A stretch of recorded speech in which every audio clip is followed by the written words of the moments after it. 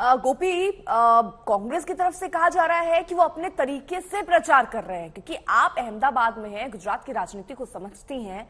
ये लड़ाई जो है ये आम आदमी पार्टी और बीजेपी की ज्यादा दिख रही है या त्रिकोणीय मुकाबला इसको समझा जाए? देखिए, फिलहाल तो इसे त्रिकोणीय मुकाबला ही कहा जाएगा, क्योंकि जिस तरीके से कांग्रेस जो है लगातार परिवर्तन यात्रा कर रही है। कांग्रेस के जो नेता अब तक गुजरात में नहीं दिख रहे थे, वो पिछले एक हफ्ते से लगातार अलग अलग जगह पर परिवर्तन यात्रा कर रहे हैं। ये परिवर्तन यात्रा जो है कांग्रेस की, ये गांव-गांव में हो रही है और ज्यादातर यही दिख रहा है कि कांग्रेस जो है वो ऐसी सीटों को कॉन्सेंट्रेट कर रही है जहां पे कांग्रेस की खुद की अपनी वोट बैंक है, और वो वोट बैंक जहां पे अब तक बीजेपी सेंध नहीं लगा पाई है, वैसे इलाकों में ज्यादा बीजेपी कंसंट्रेट कर रही है। इसके अलावा अगर बात की जाए बीजेपी की, तो बीजेपी लगातार ये कोशिश में लगी हुई है, क्योंकि 27 साल की एंटी इनकम्बेंसी है। 2017 का नतीजा हमने देख लिया था जब पाटीदार आंदोलन हुआ था, और पाटीदार आंदोलन के वक्त पर जब विरोध हुआ पाटीदारों के जरिए, तो बीजेपी 99 सीट पे सिमट गई। वो 3 जो डिजिट है उसे भी टच नहीं कर पाई थी। तो वैसे में अब जब चुनाव होने हैं तो 27 साल की एंटी इनकम्बेंसी, साथ ही आम आदमी पार्टी जो गुजरात के चुनावी मैदान में है, और कांग्रेस, ये दोनों पार्टियों से किस तरीके से लड़ा जाए। क्योंकि एक और जहां आम आदमी पार्टी यहाँ पे फ्री की गारंटी देने में लगी हुई है, लगातार हर चीज में फ्री की बात आती है, या कृष्ण लक्ष्मी जी की बात अरविंद केजरीवाल करते हैं, तो वहीं पे बीजेपी जो है वो अपने डेवलपमेंट की बात करती है। वो अपनी स्ट्रेटेजी और प्लानिंग के हिसाब से आगे बढ़ रही है, चाहे वो पेज प्रमुख की बात हो या फिर जो यहाँ पे उनके कार्यकर्ताओं को घर घर भेजने की बात हो।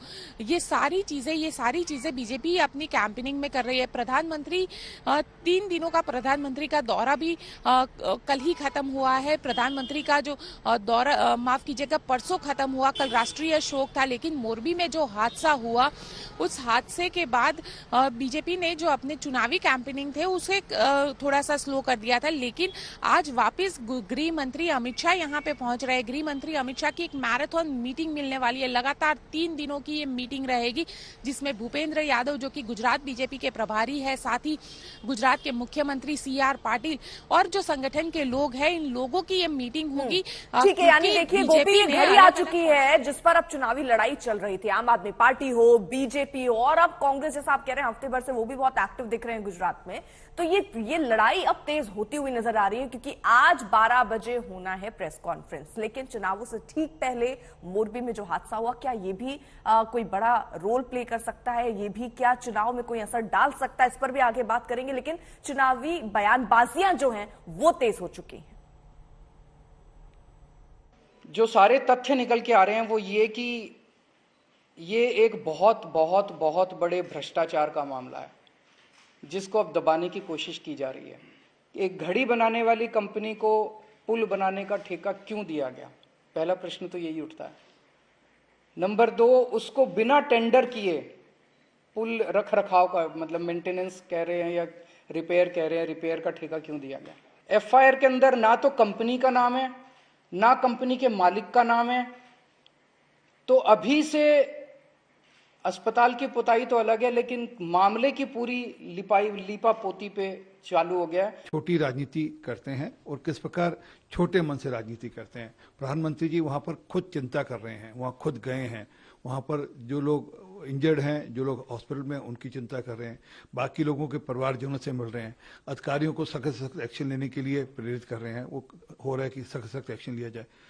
उसके बावजूद इस प्रकार का बयान दर्शाता है कि किस प्रकार ये छिछोरी और हल्की राजनीति कर रहे हैं।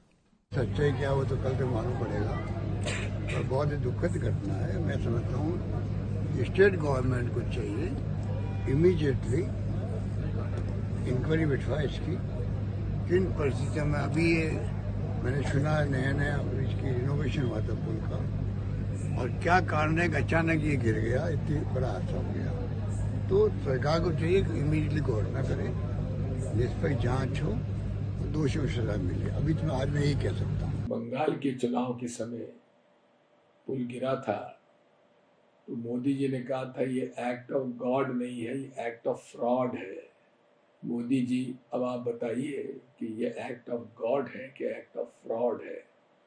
और ऐसे कितने एक्ट ऑफ फ्रॉड गुजरात में आपकी सरकार में हुए हैं, भाजपा सरकार में हुए हैं, उस पर तो एक पूरी पुस्तक लिखी जा सकती है।